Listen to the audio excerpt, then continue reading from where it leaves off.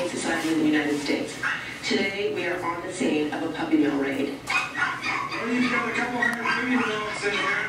You've got some newborn pups as well. You've got a couple deceased.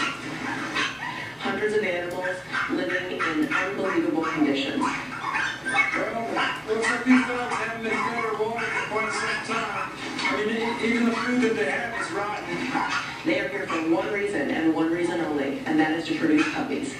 They've been standing in the species for weeks, months, perhaps years. Filth, squalor, medical conditions which are not being treated. And the dome on the head, she's hydrocephalic, she's also gray, probably armor. These animals are living like this every day of the year. When you put them on these cages, the nails curl over and get caught, and the dogs will rip them off, and that's excruciating. There are a lot of real good people supporting this, and they don't even know it. Okay.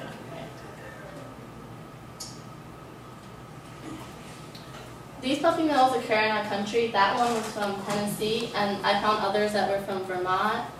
Many of us just simply change the channel when we see the advertisements for animal abuse because we don't think this is happening near us. But it really is. Half of the dogs that are in pet stores in our country are from puppy mills. I want to give you some information on what a puppy mill is, the problem in puppy mills, and the conditions these dogs have to face every day.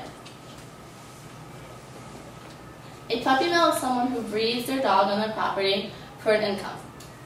PETA is a strong supporter for getting rid of puppy mills in our country, and they have said that when the puppies are ready to go, they sell them to a dealer or a retailer, who then ships them to a pet store throughout our country.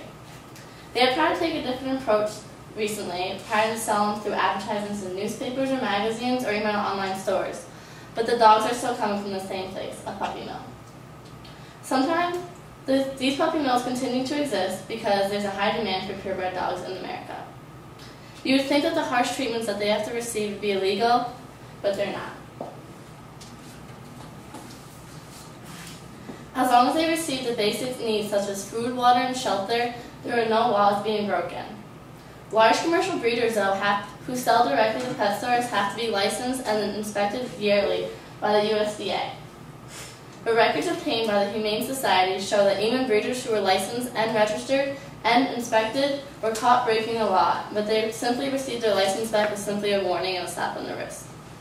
These breeders' licenses are rarely suspended, and the fines they do receive are easily paid off, and they're very low. In the puppy mills, the way the dog is bred is simply ignored. Incest and other breeding practices that are frowned upon can occur, resulting in a health and behavior problem for the puppy in the future. These dogs are bred for quantity, not quality. Since these dogs are kept inside for a large majority of their lives, they have no grasp on what real life really is. I know many of you, when you see a cute little puppy, you just want to hold it right away and do the cute little baby talk to it, but none of these dogs ever experience any of that. They have a few human interactions which prevent them in learning how to love, how to have trust, and how to play like a normal puppy would. Incest can occur in these mills as well.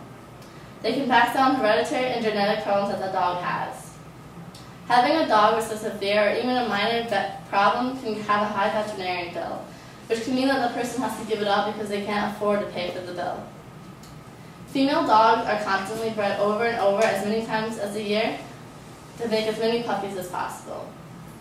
Puppies are taken extremely early from their mothers. A normal puppy would stay with their mother for 8 to 9 weeks, but in a puppy mill they only stay 5 to 6 weeks. This mix with an unsanitary condition and a stressful condition as well can lead to a death in a young puppy. Conditions you could never imagine these dogs have to go through daily. It's overcrowded, unsanitary, and lack basic needs all dogs should at least have. Since they are producing large-scale amounts of dogs, it's nearly impossible for the puppy miller to take care of every single one of them.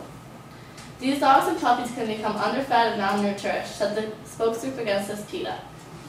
When the ASPCA investigated further into these puppy mills, they found that the food was sometimes infested with maggots and other types of insects, and that the only water they had available had algae in it. This was the only source of food and water that dog had available towards it. The wire cages they are confined into can cut their paws open, and like I said in the video, if you get caught into it, It can create skin infections and other types of wounds that are rarely ever clean, and it becomes hard to heal. Mary Jo Diane, a writer for the Modern Dog magazine, said how puppy mill operators look at dogs not as man's best friend, but as man's best cash cow. These mills can house hundreds of dogs, all which they keep penned up in cages. The website Do Something reported that there's an average 65 to 75 dogs housed in wire cages for every mill in our country. Cages are also stacked on top of another, so that anything that happens at the top of the cage falls through all the cages until it reaches the bottom. There it can accumulate since they're rarely clean, and other flies and insects and bacteria can become attached to it. This can constrict a growing puppy that needs fresh air and a lot of movement to be able to grow. Their paws can get caught in the wire cages, their fur become entwined with it, and this can result in injury that will probably never be properly taken care of. There's up to 70 different breeds that can be bred at once in the mill, and they try to make as many dogs as possible in a short amount of time to increase their income. In the states with the mills who don't experience a season change, these dogs can be kept outside for all their lives. They are exposed to the elements there with no protection from it at all. Mills who keep their dogs inside, however, have poor ventilation, and many times toxic odors become exposed to these dogs, resulting in a health problem. These dogs are only taken out when they need to receive their veterinarian shots to be able to get sold to the public. This isn't a very positive life for an early puppy to become exposed to. I can never imagine treating an animal like this. I consider my dog a part of my family. I hope after hearing about the puppy mills today, the problem with these mills, and the conditions these animals have to face, you are more aware of what is going on in our country today and the stand you can take to prevent animal cruelty towards these animals. Thank you. All right, thanks, Taylor.